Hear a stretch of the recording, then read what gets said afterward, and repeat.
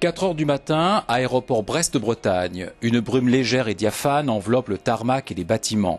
Des phares de camions transpercent l'obscurité et convergent vers le même endroit, la zone de fret. Une opération très particulière va se dérouler dans les prochaines heures. Les équipes sont déjà en place depuis 1 heure. Elles préparent avec précision et attention tout le matériel nécessaire pour l'opération. Dans 8 heures environ, 82 chevaux de trait breton s'envoleront à destination de Kagoshima au Japon, le pays du soleil levant. Chaque détail compte pour que les animaux voyagent dans les meilleures conditions possibles. Confirmation avec Aline Scaladrino du service vétérinaire. Son rôle, s'assurer entre autres que les bonnes conditions de transport vont rimer ici avec sécurisation. Je signe en fait le certificat sanitaire qui permet d'exporter des animaux vivants vers différents pays du monde.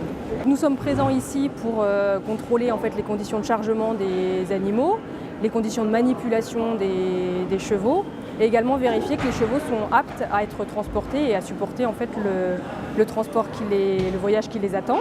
On assiste aux conditions de chargement pour vérifier que les conditions sont réunies pour que ça soit sécurisé. Les chevaux voyagent dans des caisses en bois à usage unique, spécialement conçues pour le transport aérien.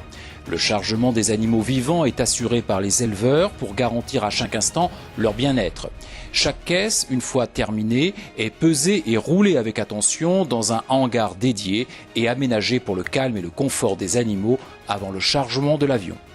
Tout s'organise en amont, témoigne Laurent Rolic, exportateur éleveur de chevaux sur le Japon. Alors tout s'organise en amont. Déjà, il a fallu une volonté farouche de toutes les autorités des départements du Finistère et des autorités aussi bretonnes, parce que la région Bretagne est très impliquée dans ce dossier-là, qui a permis que l'aéroport de Brest soit un aéroport aujourd'hui devenu incontournable pour l'export d'animaux vivants. L'aéroport de Brest est évidemment une grande plateforme pour pouvoir exporter. Nous avons la chance en plus que l'aéroport de Brest soit le dernier aéroport en quittant l'Europe et en arrivant sur l'Europe, et donc a pu bénéficier d'infrastructures très très longues en piste, pouvant poser des appareils jusqu'à des 747-800. Un bel oiseau s'est posé dans la brume du matin. Désormais, un seul objectif pour les équipes, charger les animaux dans les meilleures conditions et respecter le créneau de décollage prévu. Le savoir-faire démontre ainsi que le projet Animaux vivants à Brest est concret, stratégique et porté par toute une région, avec une piste longue de 3100 mètres, capable d'accueillir les plus gros porteurs, 747, Antonov, des filières animales organisées et tournées vers l'international, des infrastructures spécifiques et évolutives, une volonté indestructible des dirigeants de l'aéroport. Tandis que le jour se lève à son rythme, Mériadec Lemouillour, directeur général de l'aéroport Brest-Bretagne, affiche un sourire très confiant pour le présent et le futur. Le fret aérien est pour nous une activité dont on souhaite poursuivre le développement. On est aussi au cœur d'un bassin en fait, d'un bassin de production d'animaux vivants, avec toutes des filières qui sont organisées et autour desquelles l'aéroport vient apporter son savoir-faire pour développer cette filière d'exportation ou d'importation aussi d'animaux vivants. C'est un concept assez simple mais très intégré en fait. Donc on travaille en proximité avec les éleveurs, en proximité avec les exportateurs et donc avec tous nos techniciens ici, nous, sur la plateforme. L'embarquement se déroule parfaitement, les chevaux sont calmes, le chargement des caisses à bord de l'avion est maîtrisé avec professionnalisme.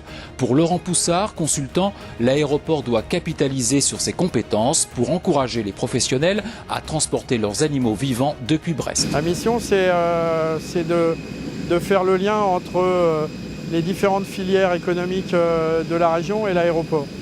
Et avec un objectif très précis de s'intéresser aux filières animales et de développer le transport aérien des animaux vivants. Les filières animales ont une grande réputation dans le monde.